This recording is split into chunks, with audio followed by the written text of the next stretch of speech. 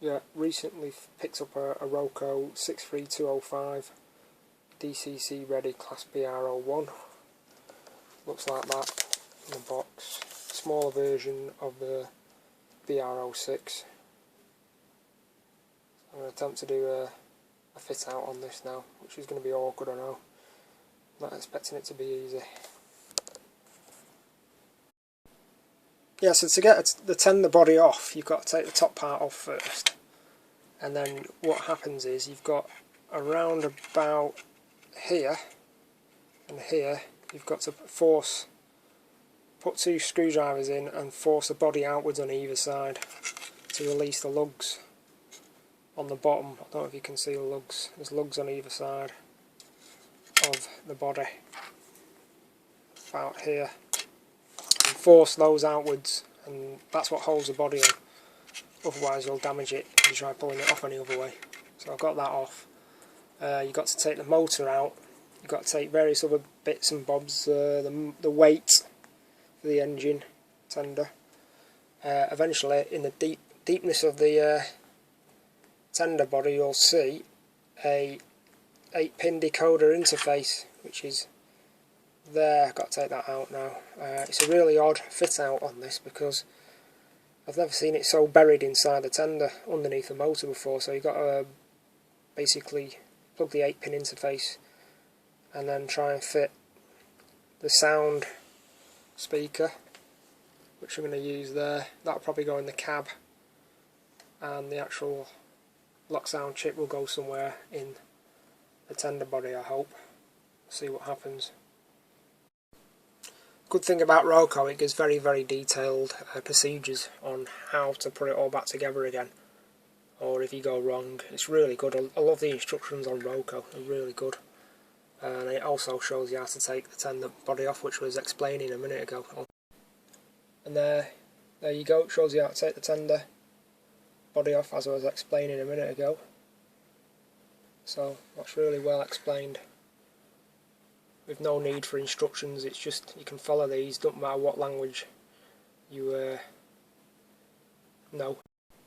Yeah, so I've got the plug off. You need a long nose pair of pliers, and you need to press your finger on the circuit board because that moves around and it's got the gearbox in there, so you don't want any bits flying out. It's really awkward on this model. Yeah, so got the motor back in and the wires just come out the side here. Screw the two screws in that go through the weight, and that secures the motor in place. Make sure it spins alright by adjusting the flywheel. Everything works. Putting back the light prism, try and focus in on it. It's really tricky. You've got to make sure you get there's two lugs that got to go through the plastic and then into the body. You've got to make sure they're lined up. No force is to be used putting that back in, it might break. That's really tricky as well to put that back in. It's also a good idea to check the lights of the tender are working correctly before you put the body back on. Yeah, so I thought I'd take a look inside the boiler area. Maybe to get a speaker in there, but I don't think there's any chance because it's got a huge weight on the inside. I thought I'd have a quick look. And to get the body off, you take the screw off, the cap and the screw off from there. Take the front buffers off, and what you got to do is manipulate the spring-loaded sides on this, because it has spring-loaded sides. I don't know if you can see that. Special spring-loaded sides which push out when it's going round sharp bends. Quite a really clever design, that.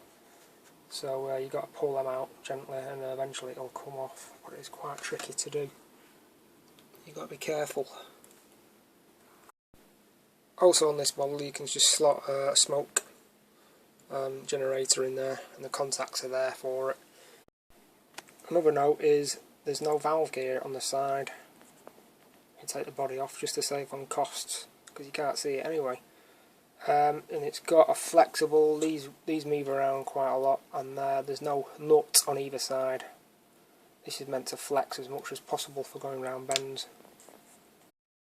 When you're putting the body back on, great care must be used not to damage it. You've got to pull this front part out slightly first, and tilt it at an angle like that, and then pull these bits out on the side, pop those bits in, and then when you're bringing that part down, make sure the connection to the tender is okay, because that moves around quite a lot and that can pop out. And then you've got to pull the fairings out from the bottom on each side and then carefully push down into place.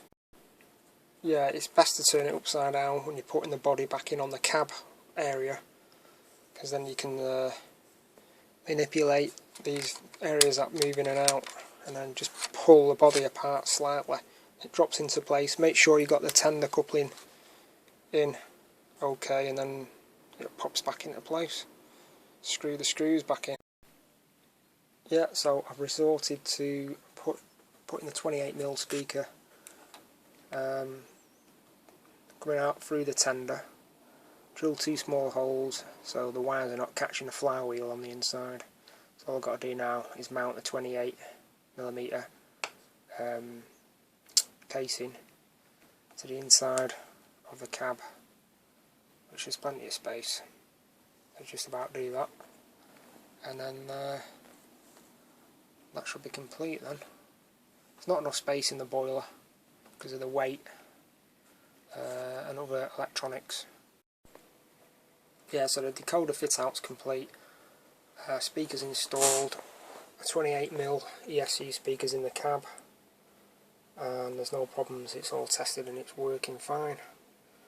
There's a bit of flex coming through into the cab to enable it to navigate bends without any problem. It's got a bit extra length in the wire to enable flexibility around bends, etc. So that's working out fine. Let's give it a test on test track now. Yeah, so just programming up on the programmers. As you can see, that's what happens. Feeding all the information into the track, the sound file, and the sound file is virtually complete. Takes a couple of, probably about 10 minutes on some sound files to load up, depending on what you're doing, depending on how much memory you're using. And this one is virtually done now. I've just been adding some station announcements, etc., and all the rest. That should be done. There we go, that's complete. Yeah, so I've uploaded a sound file 95416 BR52.80 from the ESU sound files, so it's a BR52.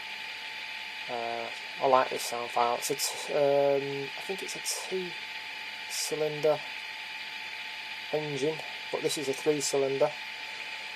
So there we go.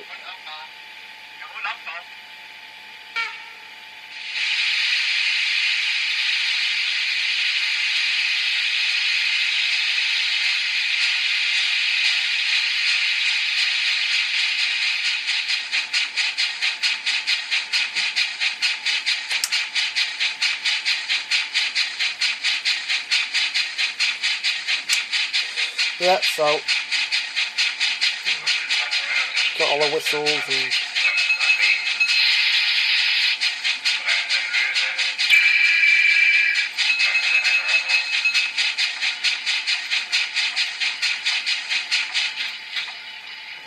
I'll line that up with the other BR06.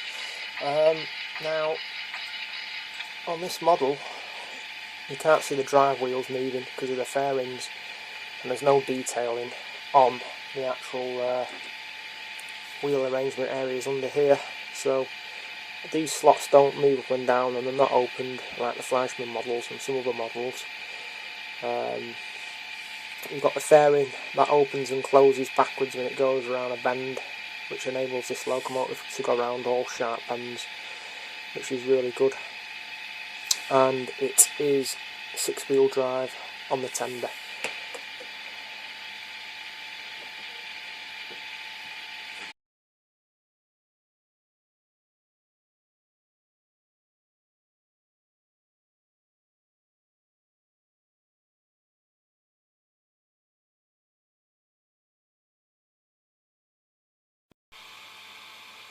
yeah, so this is my fleet of streamliners